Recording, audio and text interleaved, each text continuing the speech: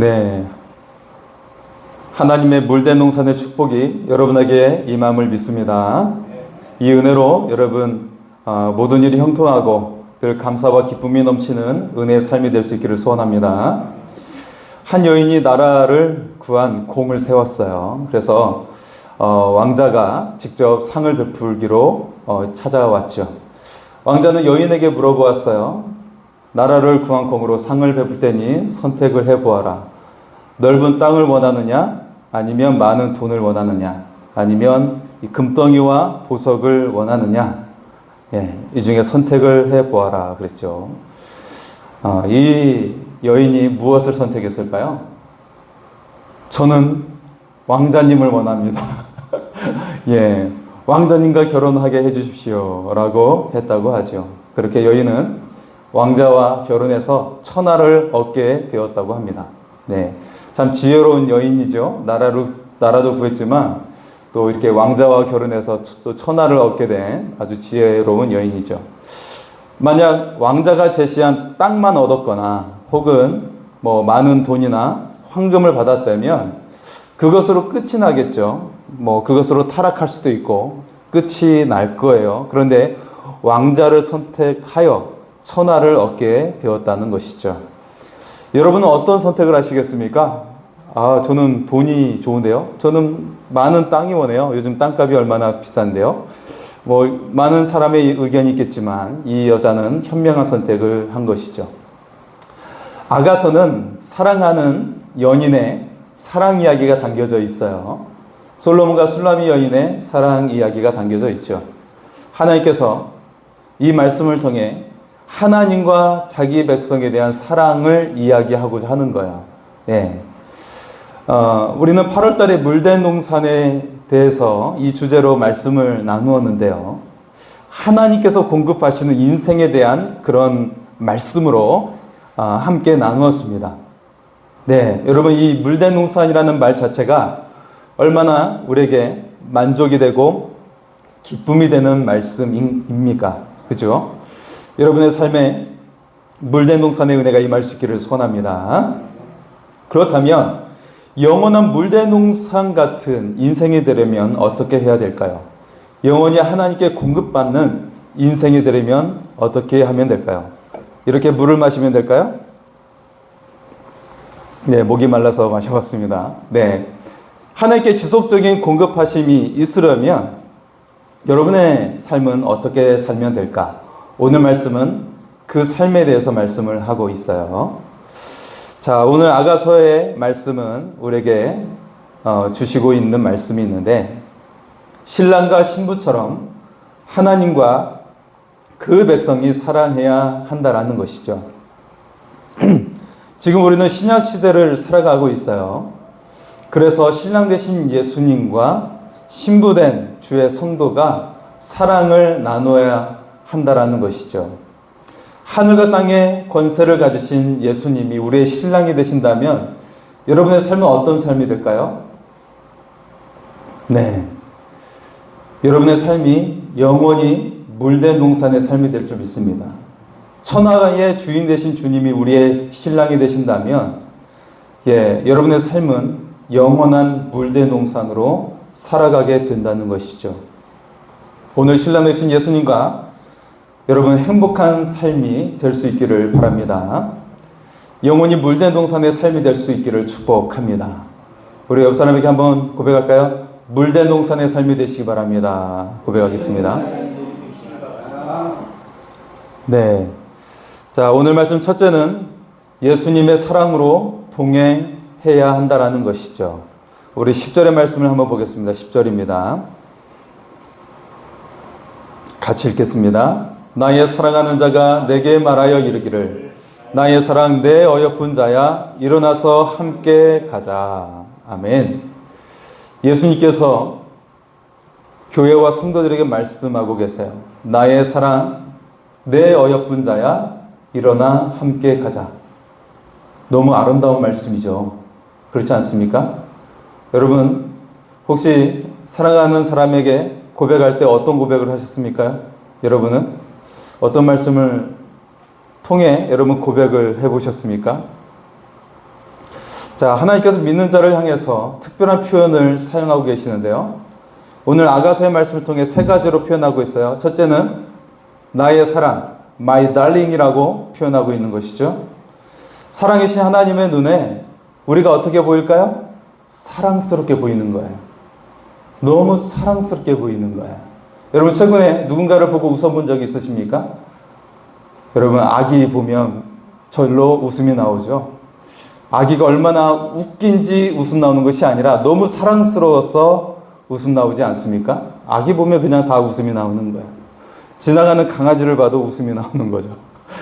강아지가 예쁘니까. 지나가는 고양이, 혹시 고양이를 사랑하시는 분은 고양이 사진만 열심히 휴대폰에 저장하는 사람도 있을 거예요. 고양이 사진만 보고도 막 웃음 나오는 사람이 있을 거예요. 저희 교회도 한때 고양이가 한 마리가 살았었는데 지금은 이제 다른 집이 가져갔어요. 너무 예뻐서 키우겠다고 가져갔어요. 그 딸만 둘 있던 집이었는데 가져갔어요. 자, 이처럼 우리는 아기를 보며 웃음이 나오고 사랑하는 사람을 보면 행복해지는 것을 볼 수가 있어요. 하나님께서 나의 사랑, my darling이라고 그렇게 표현하고 있는 것이죠. 하나님이 세상을 이처럼 사랑하사 얼마나 사랑하셨는지 독생자 예수님을 주셨다고 하셨어요. 사실 우리는 사랑받을 만한 구석이 없었어요. 그런데 하나님은 예수님 안에서 태어난 우리를 절대적으로 사랑해 주셨다라는 것이죠. 예수님의 그 생명을 대신한 사람이기 때문에 하나님은 이처럼 우리를 사랑해 주셨다라는 거예요. 두 번째 표현이 등장하는데 바로 나의 어여쁜 자야, my beautiful one 이렇게 표현을 하고 있어요. 하나님 보시기에 우리는 아름다운 자들이라는 거예요. 사실 우리는 원래 죄인이고 더러운 자들이죠. 우리에게는 죄의 더러움이 있어요. 그런 우리를 주님께서 우리 죄를 대신 씻어 주시기 위해서 대신 죽으셨어요. 주님의 피로 우리들의 모든 수치를 씻어 주셨어요. 우리를 아름답게 만들어 주셨죠. 자, 그리고 세 번째 표현이 등장하는데 그것은 이제 14절에 나의 비둘기라고 표현이 등장합니다. my 도부. 여러분 도부는 많이 들어보셨죠? 비누 이름 아니에요? 비둘기죠. 비둘기. 비둘기는 순결과 평화의 상징이죠. 요즘은 비둘기가 너무 흔해서 싫어하는 사람이 너무 많아졌어요. 여러분 우리는 순결하지 못하고 우리 멋대로 살아갈 때가 있어요. 평화보다는 미워하고 다툴 때가 있는 것이죠. 그런데 비둘기는 평화의 상징이고 순결의 상징이에요. 또한 성령의 상징이기도 합니다. 예수님께서 요단강에서 세례를 받으실 때 성령님께서 임하신 모습이 비둘기의 모습이었어요. 예수님을 믿는 우리에게 성령님이 함께 해주시죠. 성령님이 우리를 비둘기처럼 순결하고 그리고 평화를 누리며 살아가게 하십니다. 여러분 안에 성령님이 계시면 여러분 평화를 누릴 수가 있어요. 일도 잘 돼요. 사람을 만나도 내 인상이 편안해 있기 때문에 사람이 마음문을 열게 되는 거예요. 그래서 일이 잘 되고 거래도 잘 되고 사업도 잘 되게 되는 것이죠. 그런데 성령님이 계시지 않고 마음속에 평화가 없는 사람은 일이 어긋나게 되는 거예요. 거래가 잘 되지 않는 거예요. 그런데 여러분 속에 성령님이 계시면 여러분 얼굴에 평화가 가득하고 일이 형통하게 될 줄 믿습니다. 여러분의 삶이 평강이 넘치고 그리고 모든 일이 잘 되는 형통한 삶이 될 줄 믿습니다. 오늘 주님은 우리를 초청하고 계시죠. 일어나서 함께 가자. 새로운 삶으로 초청하고 계세요. 사랑으로 함께 가자고 말씀하고 계세요. 주님에게서 멀어진 자에게 직접 찾아오시면서 그를 회복시키겠다고 말씀하고 계세요. 겨울도 지나고 비도 그쳤고 꽃이 피었다고 말씀하고 계시죠. 새가 노래하고 있고 비둘기의 노래 소리가 들리고 있다고 말씀하고 있어요. 인생의 봄날이 시작되었다고 선포하고 계세요. 영원한 물된 동산으로 주님께서 인도하고 계시는 것이죠. 자, 여러분 예수님과 동행하는 방법이 있어요. 먼저 말씀과 기도로 동행하는 것이죠. 여러분 신앙에 두 기둥이 있는데 바로 말씀과 기도입니다. 여러분 예수님과 동행하는 두 개의 바퀴가 있어요. 자전거는 두 개의 바퀴가 있어야 굴러갈 수가 있죠. 물론 아주 재능 있는 사람은 하나라도 굴러가겠지만 그건 아주 특별한 사람만 그런 것이고요. 여러분, 우리 인생에도 우리의 신앙도 말씀과 기도로 하는 두 바퀴로 가야 제대로 굴러갈 수가 있는 거예요. 말씀을 통해 하나님에 대해 알게 되는 것이고요. 말씀을 통해 기도를 정확하게 할 수가 있는 거예요. 그러면 능력 있는 기도를 하게 되는 것이죠. 링컨 대통령은 말씀과 기도로 그는 위대한 지도자가 되었어요.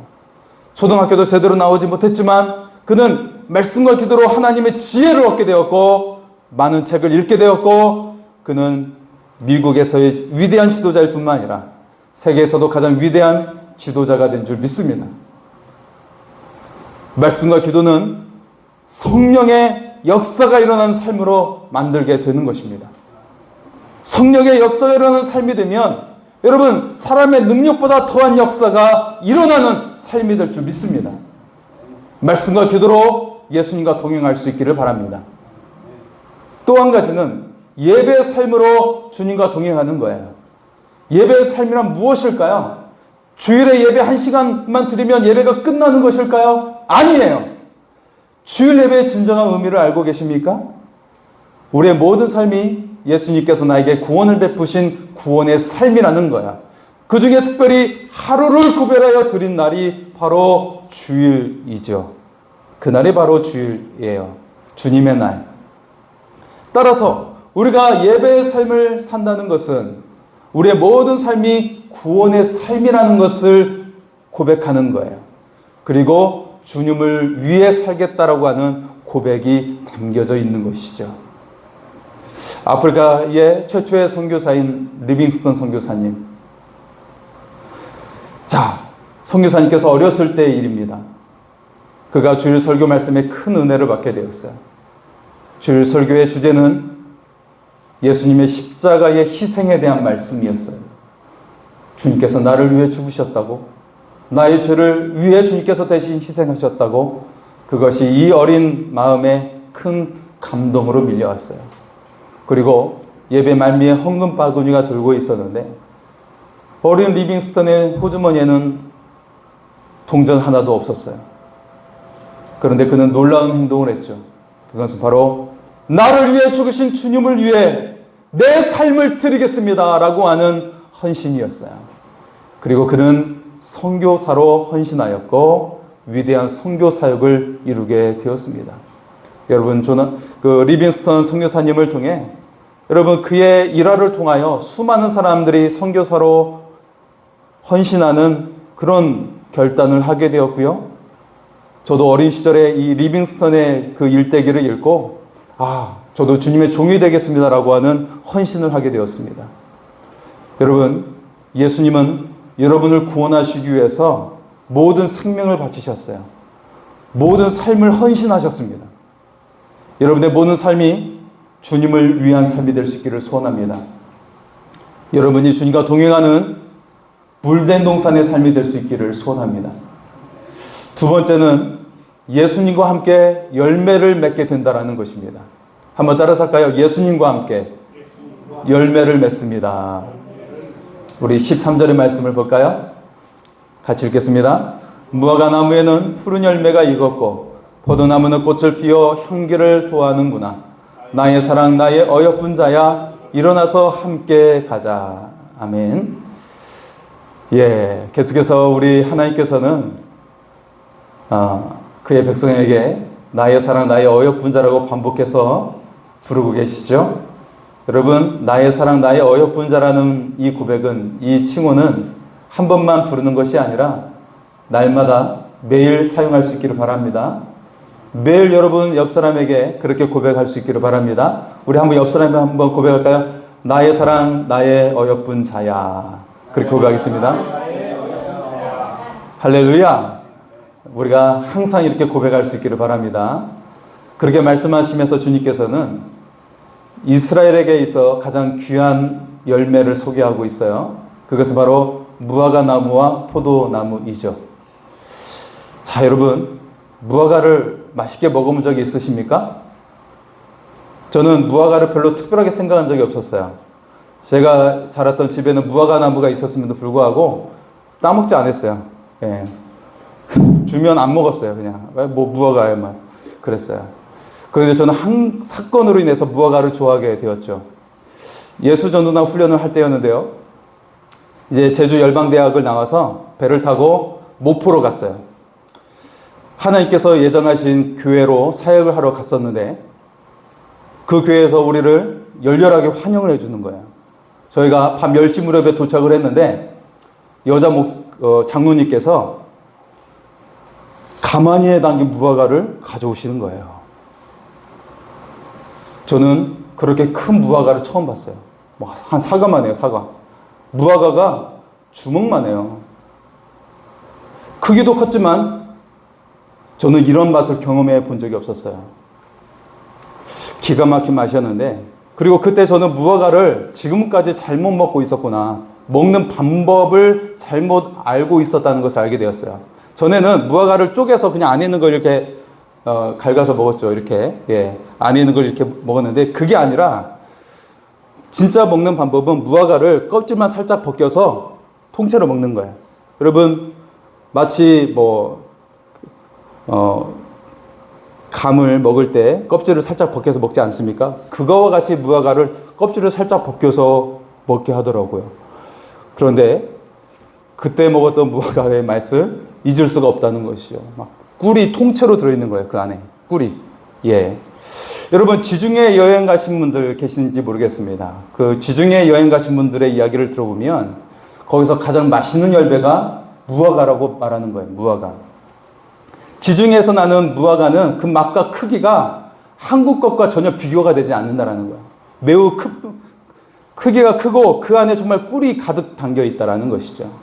어쩌면 제가 그때 목포에서 먹었던 무화과가 지중해에서 났던 무화과와 가장 비슷하지 않았을까, 그런 생각을 해봅니다. 자, 여러분, 무화과 나무는 이스라엘을 상징하는 나무예요. 그래서 마태복음 24장에 예수님께서는 종말에 대해 말씀하고 계시는데요.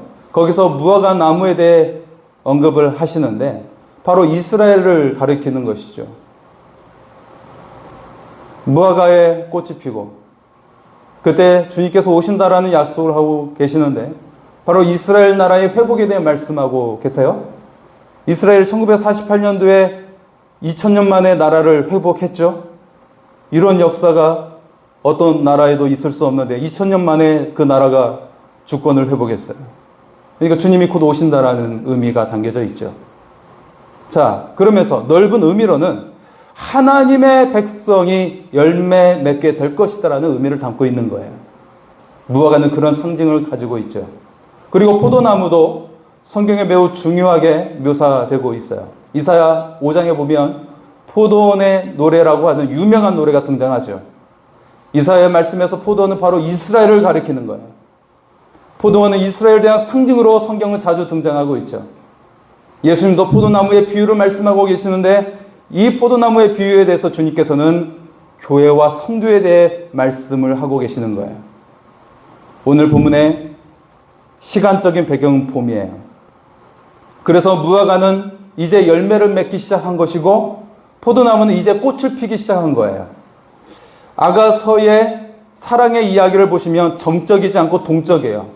이동하고 있고 성장해 나가고 있는 사랑으로 묘사되고 있어요. 그래서 이 무화과와 포도나무도 지금 열매 맺기 시작했고 지금 꽃이 피기 시작했지만 이제 풍요롭게 열매를 맺어서 그것을 수확하는 기쁨으로 전개되고 있어요. 자, 그런데 이 열매를 맺게 하는 근원이 어디에서부터 나오게 되는 것일까요? 그것은 바로 사랑으로부터 나오게 된다라고 말씀하고 있어요. 그 사랑이 어떤 사랑일까요? 바로 하나님의 사랑임을 드러내고 있는 것이죠. 우리가 아무리 거름을 많이 주고 좋은 땅에 심었다고 해서 열매를 맺는 것이 아니에요. 제가 어렸을 때 있었던 저희 집의 무화과는 그렇게 잘 자라지 않았어요. 그래서 제가 잘 먹지를 않았던 것이죠. 좋은 땅에 심겨질 뿐만 아니라 사랑이 담겨야 되고 그리고 하나님의 공급하심이 있어야 될 줄 믿습니다. 오늘 우리의 삶에 열매를 맺게 하시는 분은 바로 예수 그리스도이십니다. 우리가 예수님께 접붙임을 받아야 한다는 사실이죠. 사실 우리의 근원과 품종은 별 볼 일이 없어요. 만약에 그런 우리가 예수님께 접붙임을 받게 된다면 주님의 그 영양분을 공급받고 최고의 품종으로 살아가게 될 줄 믿습니다. 그렇게 예수님께 접붙임을 받으면 걸작이 되는 인생으로 나오게 될 줄 믿습니다. 우리가 예수님 안에 거하면 많은 열매를 맺는 삶이라고 그렇게 요한복음 15장은 말씀하고 있어요. 우리가 예수님 안에 거함으로 풍성한 열매를 맺는 삶이 될 수 있기를 소원합니다. 영원한 물된 농산의 삶이 될 수 있기를 소원합니다. 세 번째는 예수님과 함께 상속자요 사명자가 되라고 말씀하고 있어요. 우리 16절의 말씀을 한번 보겠습니다. 내 사랑하는 자는 내게 속하였고 나는 그에게 속하였도다. 그가 백합밭 가운데서 양떼를 먹이는구나. 아멘. 자, 전형적인 사랑의 관계를 표현하고 있어요. 예, 내 사랑한 자는 내게 속하였고 나는 그에게 속하였도다. 여러분, 사랑의 표현을 쓰고 있는데 내 안에 너 있다. 오래전 드라마 대사이지 않습니까? 예. 누군가에게 속했다는 표현이 어떤 의미를 담고 있는 것일까요? 소유되었다는 의미일까요? 소유되었다고 착각하는 사람들이 많이 있어요. 그런 의미가 아니에요. 성경에서 말하는 누군가에게 속했다는 표현은 헌신한다는 의미를 담고 있어요. 헌신, 희생, 이걸 담고 있는 거예요. 내가 그를 사랑하기 위해서 나의 시간을 아껴두겠다는 거예요. 그를 사랑하기 위해서 내가 무언가를 아껴두겠다는 거예요. 그것을 담고 있는 거예요. 우리를 위해 가장 크게 헌신하신 분이 계시죠. 바로 우리를 위해 자기의 생명을 주신 예수 그리스도이십니다. 성부 하나님은 사랑 가운데 우리 어머니를 통해 우리를 이 세상에 태어나게 만들어 주셨어요. 창조의 생명으로 우리를 이 세상에 나오게 하신 것이죠. 우리가 아무리 원한다고 해도 우리 속에 생명을 잉태하는 것은 우리의 뜻이 아닌 걸 볼 수가 있어요. 오직 하나님의 뜻인 것이죠. 성령 하나님께서는 사랑 가운데 우리와 늘 동행하여 주시고 우리를 도와주세요. 보혜사, 팔라클레토스, 우리를 도우시는 분이시죠. 우리를 돕는 분은 능력이 많아서 도와주시는 거예요. 능력이 너무 많기 때문에 우리를 도와주시려고 하시는 것이죠. 성자 하나님은 사랑 가운데 우리의 죄를 대신하여 십자가에서 죽으셨어요. 우리를 구원해 주신 것이죠. 우리에게 새로운 생명을 주시고 우리를 새로운 존재가 되게 만들어 주셨어요. 죄로 인해 죽을 수밖에 없는 저주스러운 존재에서 우리를 하나님의 영광스러운 자녀로 새로운 존재로 만들어 주신 줄 믿습니다. 우리는 별 볼 일 없는 존재가 아니라 존귀한 하나님의 자녀가 된 줄 믿습니다. 우리 옆 사람에 한번 인사할까요? 당신은 존귀한 하나님의 자녀입니다. 옆 사람에게 인사 나누겠습니다. 당신은 존귀한 하나님의 자녀입니다. 만약 여러분이 동네의 쌀집에서 태어났다면 여러분 어떤 일을 해야 되죠? 쌀을 열심히 팔아야 되겠죠. 만약 여러분이 재벌의 상속자라면 여러분 어떤 사람이 되어야 할까요? 예, 과연 멋지기만 할까? 그렇지 않다라는 것이죠. 수많은 직원을 먹여 살려야 하기 때문에 열심히 노력해야 돼요. 공부도 열심히 하고 연구도 열심히 해야 많은 직원들을 먹여 살릴 수가 있게 되겠죠. 여러분은 하나님의 자녀요 상속자라고 말씀하고 계세요. 자, 그렇다면 우리가 어떤 일을 해야 될까요? 양떼를 먹이라고 말씀하고 있어요. 예, 아가서에 등장하는 솔로몬의 직업은 여러분 어떤 직업으로 비춰지고 있을까요? 아가서에 등장하는 솔로몬의 직업은 왕의 모습이 아니라 목자의 모습으로 비춰지고 있다는 거예요. 계속 묘사된 말씀을 보면 농장을 일구고 밭을 일구고 과수원을 일구는 모습으로 등장해요. 왕의 모습이 아니라 목자의 모습이에요. 양떼를 돌보는 목자의 모습으로 등장하고 있어요. 솔로몬이 하는 일이 목장을 돌보는 목자의 모습으로 나타나고 있는 것이죠. 실제로 솔로몬은 나라를 이끄는 일 외에도 자연을 사랑하고 연구하는 사람이었어요. 그리고 그는 시간이 날 때마다 동산과 목장에서 많은 시간을 보냈던 것으로 알려지고 있어요. 아버지 다윗처럼 그는 동물을 사랑했고 양떼를 사랑했어요. 이런 성품과 인격으로 하나님의 백성을 사랑했던 것이죠. 그래서 하나님께서는 다윗에게도 솔로몬에게도 그의 양떼인 하나님의 백성을 맡긴 거예요. 이스라엘 왕으로 삼아 주신 것이죠. 여러분, 하나님의 양떼를 사랑하시기 바랍니다. 여러분, 중요한 사람이 될 줄 믿습니다. 미국의 백화점 왕으로 알려진 인물이 있죠. 존 워너 메이커입니다. 그는 벽돌공의 아들이었고요.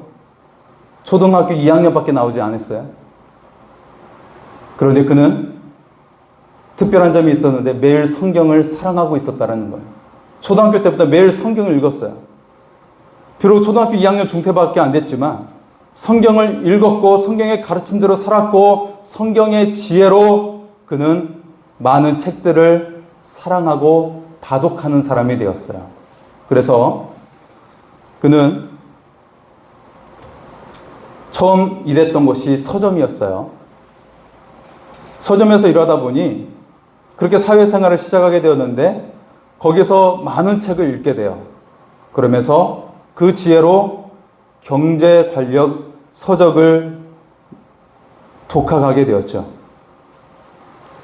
자, 그렇게 얻게 된 지혜로 그는 의류용품을 경영하게 됩니다. 거기서 많은 돈을 벌고 가장 큰 백화점을 세우게 되죠. 세계에서 가장 큰 백화점을 그가 세우게 됩니다. 한 번은 미국의 23대 대통령 벤저민 해리슨 대통령이 그에게 요청을 해요. 우정청 장관이 되라고 그렇게 요청을 하게 돼요. 최신부 장관이죠. 이때 존 워너 메이커가 한 가지를 요구하죠. 저는 백화점인보다 더 중요하게 여기는 일이 있고 나라 일보다 더 중요하게 여기는 일이 있습니다. 그것은 바로 교회학교 교사입니다. 교회학교 교사를 하는데 방해가 되어서는 안 됩니다. 라고 제안을 하게 돼요. 그는 교회학교 교사를 최우선으로 삼았다라는 거예요. 나의 본업은 교회에서 아이들을 가르치는 일이고 나의 부업이 백화점 일입니다. 라고 그는 고백을 하였어요. 그리고 그가 20대에 시작했던 교회학교 일을 60년 동안 그는 섬겼어요.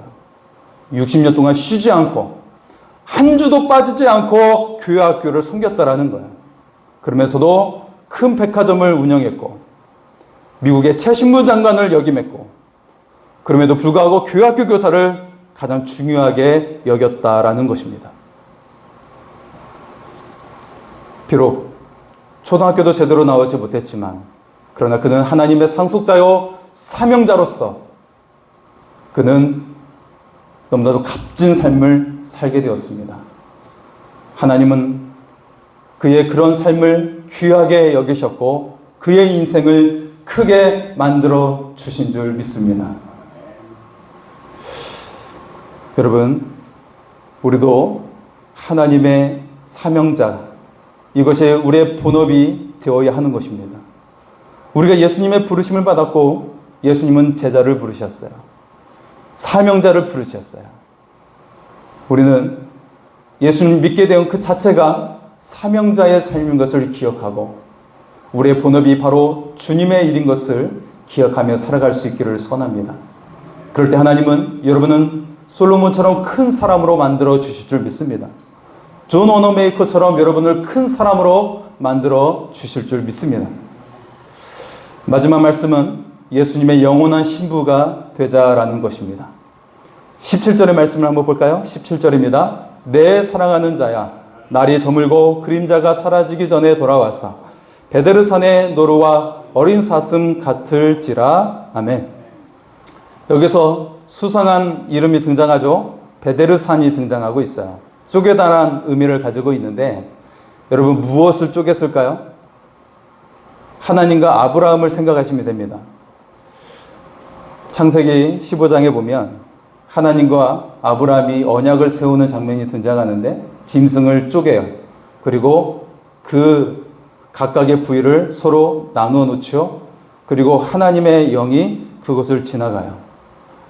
아브라함에게 매우 유명한 약속을 주시면서, 그리고 그 백성을 언약 백성으로 삼아 주시겠다고 약속하시면서, 하나님께서 이 약속을 이행하겠다고 하시면서 그 짐승 사이를 지나가시죠.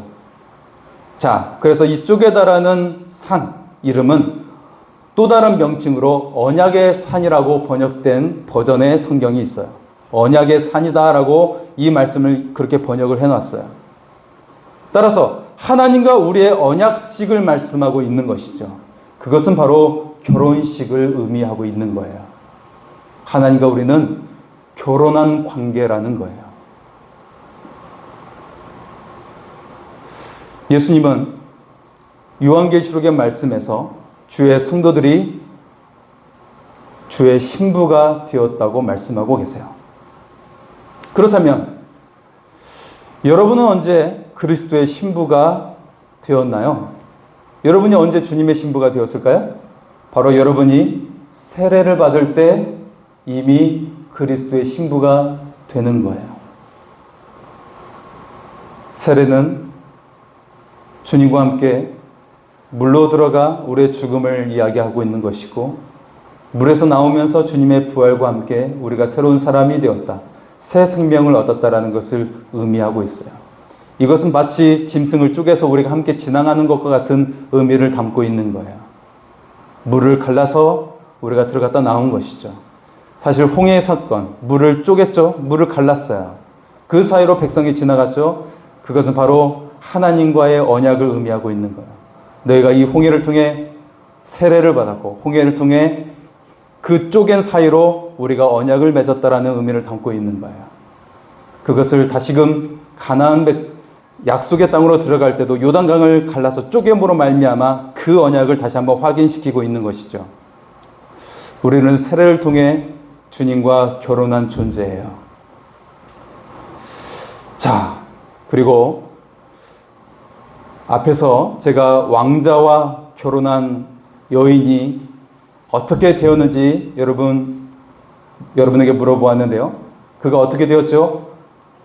온 나라를 함께 다스리게 되었어요. 마찬가지로 그리스도와 결혼한 신부는 주님과 함께 통치하게 되는 거예요. 주님의 권능으로 함께 살게 되는 거예요.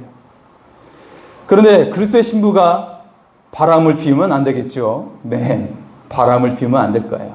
다른 신을 찾거나 세상을 더 사랑하면 안 된다라는 것이죠. 여러분, 이것에 이분법적으로 생각해서는 안 됩니다. 세상과 하나님을 이분화시켜서는 안 돼요. 하나님은 세상을 이처럼 사랑했다고 말씀하고 계세요. 하나님의 창조 세계를 하나님께서 사랑하셨다고 말씀하고 있어요. 그래서 우리는 이 세상을 사랑하고 세상의 많은 사람들의 영혼을 사랑해야 하는 것이죠. 그들의 영혼을 구원해야 하는 것입니다. 자, 그래서 하나님께서 가장 싫어하시는 것이 있는데, 그것은 바로 두 마음을 품는 거예요. 양다리를 걸치는 것을 하나님께서 싫어하세요. 오직 한 마음을 품을 수 있기를 소원합니다. 오직 주님만을 사랑하는 하나님의 사람이 될 수 있기를 소원합니다. 주님은 열 처녀 비유에서 우리에게 당부하고 계세요. 이들은 모두 신랑을 간절히 기다리던 사람들이었죠. 그런데 슬기로운 처녀와 미련한 처녀의 갈리는 기준이 있었어요. 그것은 바로 등을 밝히는 기름이었죠. 양쪽 다 간절히 주님을 기다리고 있었지만, 하지만 한쪽은 기름을 넉넉하게 준비하고 있었다라는 것입니다. 이것은 바로 성령의 기름 부음을 말씀하고 있는 거예요. 우리가 늘 성령 충만해 있어야 한다라는 것입니다. 결국 성령에 충만하지 못하면 하나님 나라에 들어갈 수 없다라고 말씀하고 있는 거예요. 대충 신앙생활 해서는 안 된다라는 것이죠. 간신히 신앙생활하면 안 된다라고 주님은 우리에게 경고하고 있는 거예요. 마지못해 주일 예배 드려서는 안 된다라고 말씀하고 있는 거예요. 간절한 예배를 말씀하고 있어요. 뜨거운 신앙생활을 말씀하고 있는 거예요. 영혼을 향한 뜨거운 마음을 우리에게 요청하고 있는 거예요. 그렇다면 성령의 충만한 슬기로운 신부는 어떻게 되었을까요? 주님의 왕국에서 기쁨을 얻고 영광도 받게 되었어요. 영원한 안식도 누리게 되었죠. 여러분, 어차피 하나님 나라 가서는 열심히 일하고 싶어도 그럴 수가 없어요. 거기서는 하나님과 함께 기쁨으로 예배드리는 그런 시간으로 살게 되는 것이죠. 여러분, 하나님 나라의 그 삶의 시간을 비교한다면 이 땅의 시간은 순간과 찰나이지 않습니까? 제가 불교의 용어로 써서 그렇지만요, 어쨌든 순간적이에요. 자, 여러분, 우리는 주님의 나라에서 주님과 함께 영원히 다스리게 됩니다. 주님과 함께 왕노릇하게 된다라고 요한계시록은 말씀하고 있어요. 얼마나 영광스러울까요? 여러분, 그리스도의 신부는 성령이 충만해야 됩니다. 성령 충만한 주의 신부는 물된 동산의 삶이 되는 거예요. 성령의 끊임없는 공급하심이 있는 것이죠. 여러분, 포도나무가 한 그루가 심기면 50송이의 열매를 맺게 돼요. 어떤 품종이 좋은 포도나무는 100송이도 맺게 되는 것이죠. 사과 한 그루에서 보통 열매가 300개의 열매를 맺게 되죠. 여러분, 주님과 동행하는 그리스도의 신부는 이처럼 풍성한 열매를 맺는 삶이 될 줄 믿습니다. 주님과 함께 영혼구원의 사명을 감당할 수 있기를 소원합니다. 주님의 나라에서 영광을 얻게 되는 여러분의 삶이 될 수 있기를 소원합니다. 여러분이 영원한 그리스도의 신부가 되시기 바랍니다. 영원히 물된 동산의 삶으로 살아가는 은혜의 삶이 될 수 있기를 축복합니다. 우리 시간에 같이 찬양하겠습니다.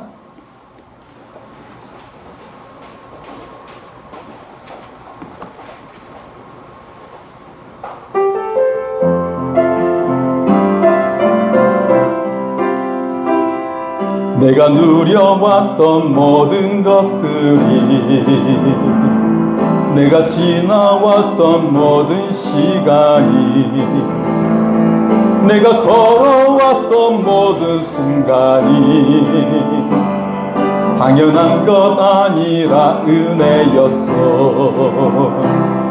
아침 해가 뜨고 저녁에 노을, 봄의 꽃향기와 가을의 열매, 변하는 계절의 모든 순간이 당연한 것 아니라 은혜였어.